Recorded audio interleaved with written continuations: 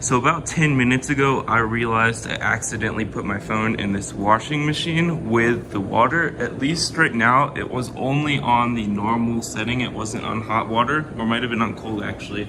So I'm gonna open it. I couldn't stop it just because it wouldn't let me. See if the phone is okay. It's a iPhone 16, there it is. Let's see, this is not a good thing.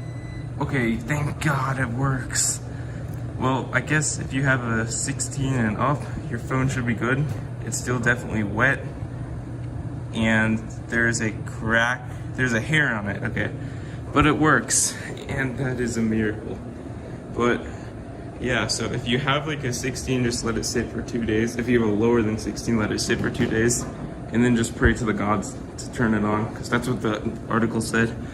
Mine works though, I'm so freaking lucky. But yeah, this is iPhone in a washing machine, unfortunately, and it's soapy, but I'm so glad it works.